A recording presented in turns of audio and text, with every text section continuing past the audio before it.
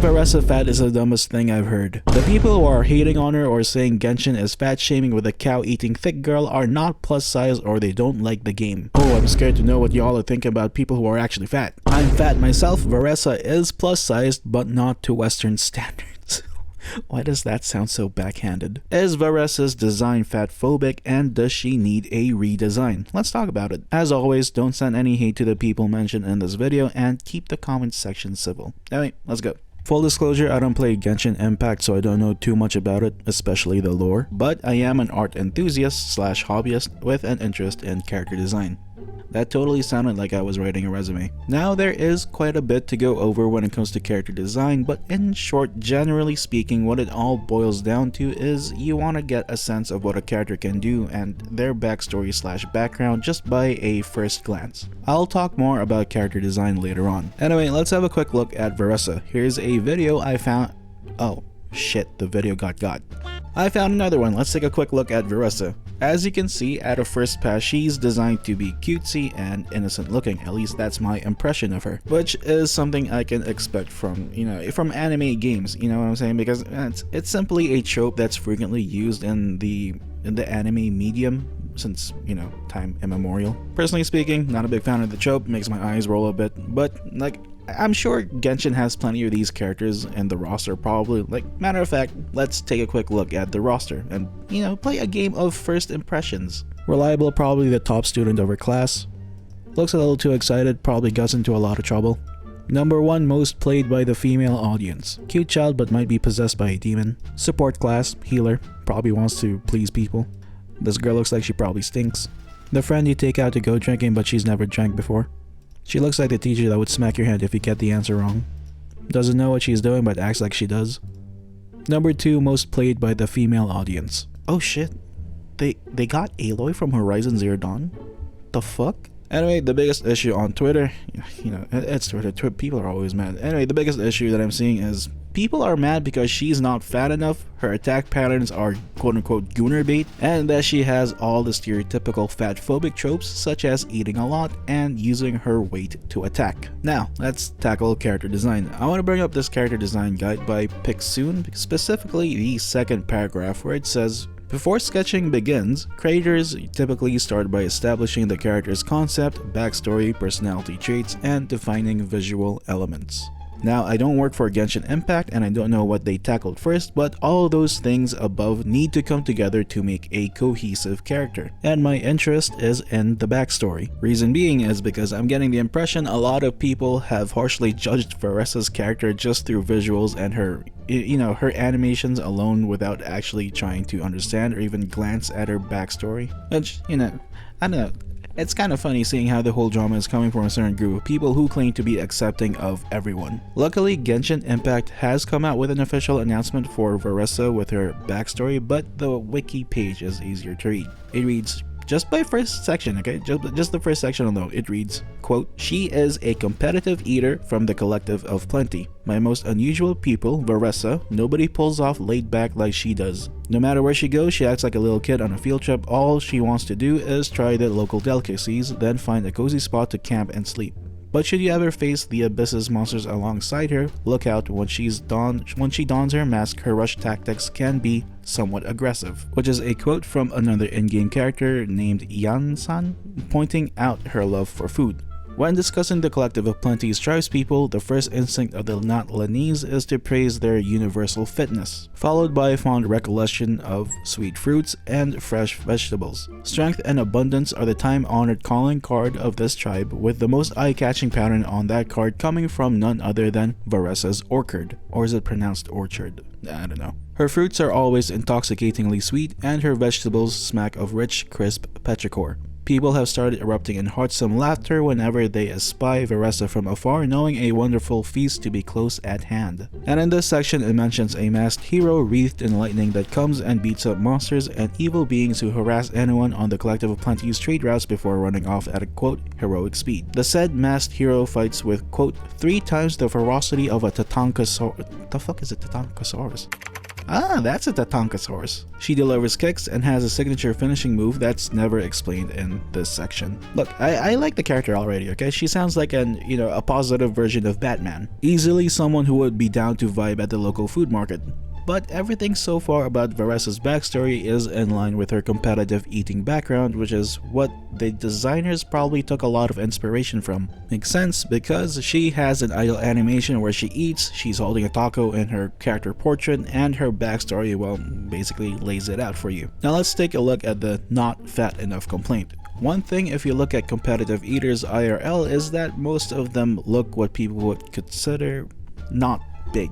Which is odd, right? Like, they eat a shit ton of food, how are they able to maintain that body shape? Ladies and gentlemen, I knew like the basic answer to it, which is calories in, calories out, but I was curious about what else could help contribute with, competitive eaters staying relatively, slim. And there's this nice short video by the Takedown Twins that answers that very question. I encourage you guys to go ahead and watch it, it's only 4 minutes long. Here's a graph from that video. That big spike on Wednesday is the day where the competitive eaters consume the most calories. The rest of the week, no brainer, they eat significantly less calories. Calories in, calories out, right? Basic health class stuff. And the way you get those calories out is, of course, by exercising. That's pretty much the formula for like any form of cutting weight.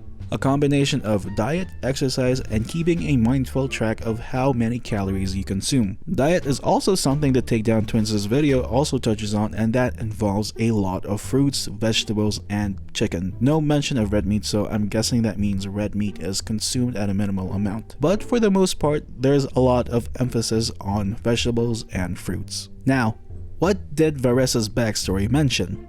Dun, dun, dun, dun, dun. Varesa owns an orchard. There's a cheerful call that says fresh produce from Varesa's, which is a signal that tribes will enjoy healthy and natural crops from Varesa's orchard, and that she dons a mask and fights off monsters and the like to protect the trade routes connecting the tribes. Varesa is also a member of the Collective of Plenty, known for their bodybuilding and strength competitions, and their crops are said to be the best in Natlan. With everything I've researched so far regarding her backstory as a competitive eater, her tribe's background, and the Genshin designers taking a lot of inspiration from IRL eating competitors as well, I think everything pretty much falls into place and is pretty accurate. Now let's talk about the supposed inspiration for her fighting style, lucha libre. Now this part I do have some gripes about, not about lucha libre, okay, but the attack animations. Anyway, let's go. Here's a thread on Twitter by Teumonie going over Varesa's design. I'll leave a link down in the description below. It reads, quote, Varesa's design seems to be inspired by lucha libre, a form of wrestling that originated in Mexico. It is known for its unique and colorful luchador masks when fighting. The purpose of the luchador masks is to represent the wrestler's character and persona within the ring, often drawing inspirations from animals, gods, or other mythical creatures, while also providing anonymity by concealing their identities. Separating their personal life from their professional one, this is shown in the game as Varesa is described as both a stalwart warrior and an orchard owner, hinting at her two different lives she has in Natlan, a luchadora in her night soul state and a gardener in her daily life. Now, when you take lucha libre into consideration in addition to her backstory as an orchard owner, it makes much more sense. Separate your two lives by wearing a mask in one of them to help make you anonymous. I mean, I don't know, people already know her that her crops are the best. Maybe she doesn't want the added attention of being known as the masked hero who protects the trade routes. Teumonie continues saying, quote, she appears to be wearing fabrics that are commonly used in lucha libre. Spandex is the most noticeable one, as it is a fabric both found in her top and skirt, allowing her to be more agile and flexible with her moves. Her colorful accessories in her design are her own personal choices. It is important to keep in mind that in lucha libre, free wrestling, everyone has their own unique styles that vary from luchador to luchadora. It's what makes them stand out. And if you look at the examples they provide, you can see that the lucha style costumes are very bombastic, colorful, expressive.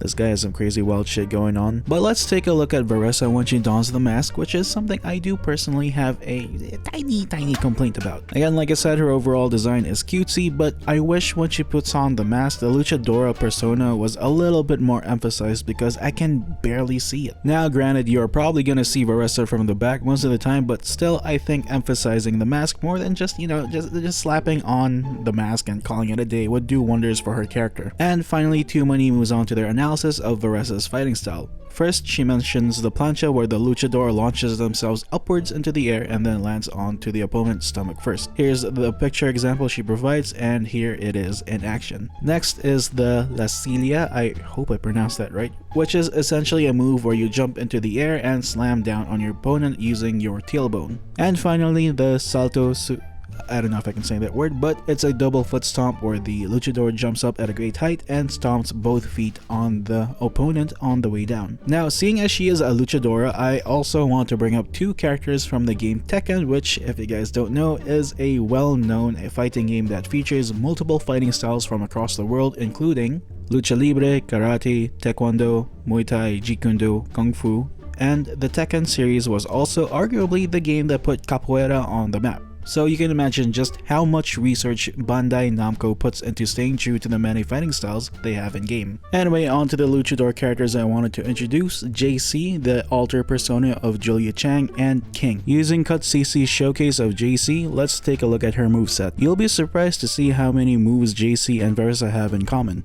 Not even 5 seconds in, we see that very same butt attack people are complaining about. Matter of fact, she does this multiple times in the first 20 seconds in Cut CC's showcase. We also see both Varesa and JC perform a drop kick. They both incorporate rolls into their attacks, and they both use high flying moves. Now let's talk about King, one of the OG luchador fighters in Tekken, and will be using Zenar Aesthetics showcase for his moveset in Tekken 8. Both King and Varesa incorporate headbutts, both of them incorporate high flying moves, but where King really shines is his grappling moveset, which I wish Varesa had more of. I don't know if it's possible in Genshin Impact, I don't know the combat system in Genshin Impact, but that's what I wish to see. I mean, come on, imagine her suplexing a huge monster. I've also seen some people complaining that her way of falling down and her jumping butt attack is gooner bait, which I can see why. There's a lot of fan service stuff happening, but the way I'm seeing it is, if you've been in the anime culture for a while, you'll come to understand that fan service is pretty common in the sphere. I don't know, like compared to what other games do, if Varesa is indeed gooner bait,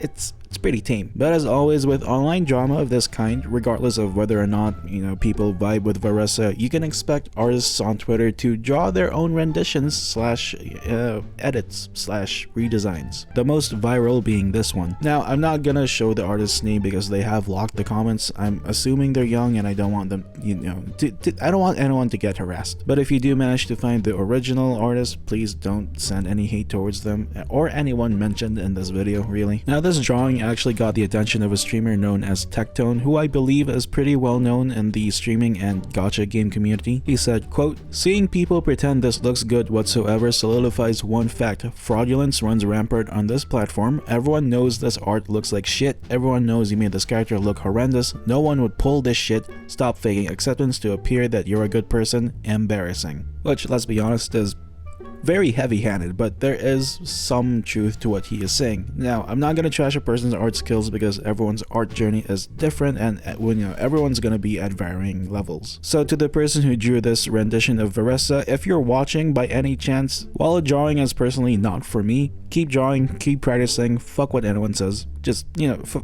fuck the noise. Fuck the noise, okay? At the top of the video, I said that there's a lot of things to consider when a character is being designed, especially in video game companies where you probably have a group of artists working on a single character. Again, not a professional by trade, but this is something I would assume happens in the design phase. Things to consider when it comes to designing a character are things like, what is the character's backstory? Where is the character from? What's their culture and environment like? What's their personality like? Their weapons, magic, or skills? What do they have in those terms? What are their movesets? What are their defining features, their quirks, their role in the story and the grander scheme of things, their strengths and weaknesses? What are their goals and motives? Some ideas get the green light, some ideas get drop kicked into the abyss. But end of the day, the most important thing for the final design is that everything needs to be cohesive to create a character that appeals to the audience. In video games, this means appealing both in terms of visuals and gameplay mechanics. Now, I'm not saying that every single character needs to have a face card, okay? You can definitely have characters whose face cards get declined every single time, but make up for it in terms of gameplay mechanics. But what about considerations that don't necessarily involve the character? Takedown said, quote, "No one would pull this shit." I think he's talking about the redesign here, and when releasing something big that eats up a lot of resources like a new character, designers and companies take this question into great consideration.